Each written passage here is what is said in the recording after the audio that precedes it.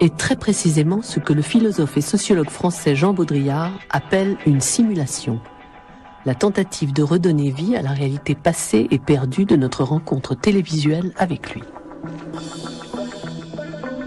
Le sens de l'espace, du temps, des corps et des mouvements, le style documentaire réaliste ne sont que des effets qui illustrent une hyper-réalité. De la poudre aux yeux médiatique, comme l'objet de notre convoitise ne le sait que trop bien. Ne vous laissez pas séduire. Baudrillard l'écrivait déjà au début des années 80. Depuis, de nombreux livres et essais traitent de la disparition du monde réel et d'autres phénomènes sociaux extrêmes. Bon, je voudrais bien prendre une photo.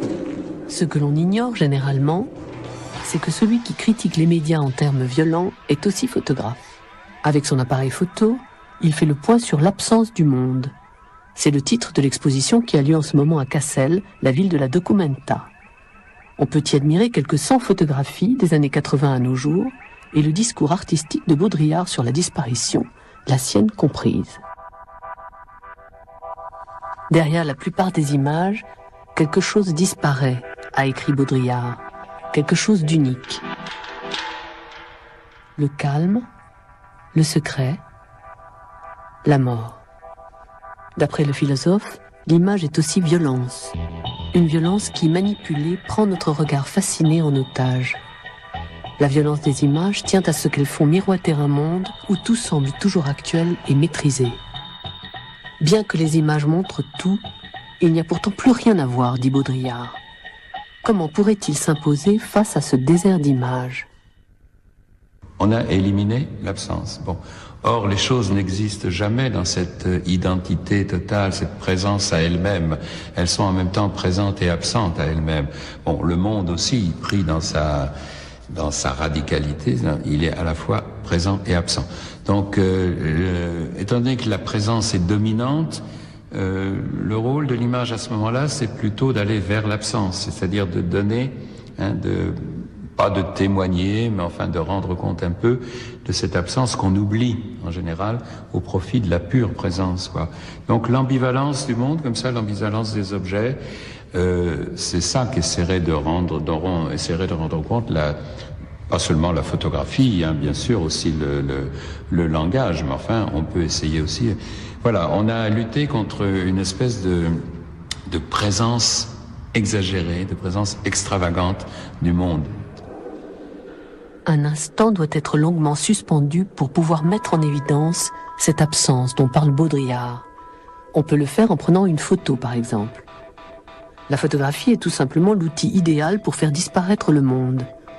Toutes les dimensions du monde réel sont annulées dès l'instant où un sujet est impressionné sur la pellicule. Odeur, poids, densité, espace et temps, et d'après Baudrillard jusqu'au lien sensitif avec son existence passée. En effet, comme la mort, la photographie fixe la fin du réel, et l'objet renaît avec une identité totalement nouvelle et autonome. Les choses exigent désormais leur propre théâtre qui, selon le photographe, ne saurait être ni illustratif ni informatif. C'est pourquoi il est inutile d'y rajouter des légendes. Elles sont ce qu'elles sont, des images.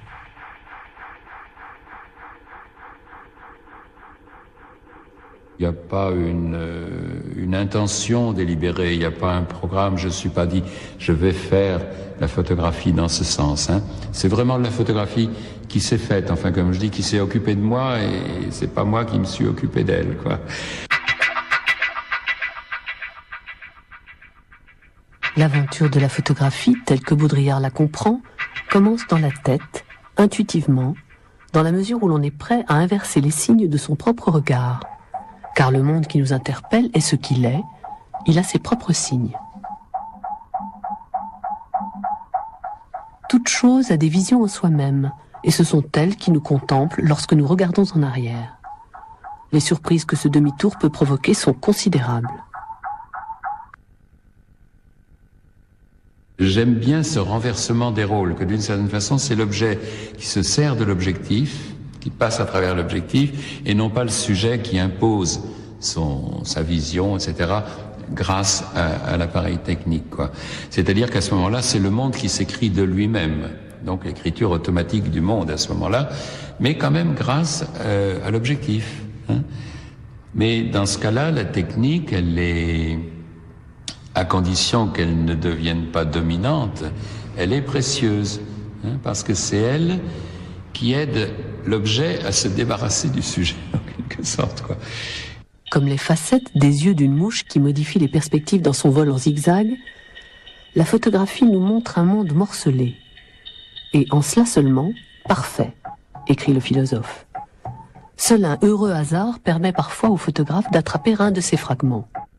Baudrillard est tout à la fois, chasseur d'images et magicien, expéditeur et destinataire, et tous ces personnages s'élèvent contre la terreur exercée par l'industrie de la simulation. Mais sans sombrer dans le pessimisme, car que ce soit en matière théorique ou artistique, Baudrillard fait confiance à la force du langage, au sein duquel il pourrait bien disparaître lui-même. Le langage fonctionne tout seul. Et à ce moment-là, il fonctionne d'une façon magique. Quand on lui a enlevé le sens, hein, l'impératif du sens, de la signification, alors le langage, dans sa matérialité, se met à jouer tout seul. Et ça, là, c'est le grand jeu. Alors, peut-être il y a l'équivalent, effectivement, de cette poéticité dans le monde des images, enfin, dans le monde de la photographie aussi. Et on arriverait à une espèce de langage poétique de l'image aussi, pourquoi pas. Tout notre respect à Jean Baudrillard et un grand merci pour sa présence.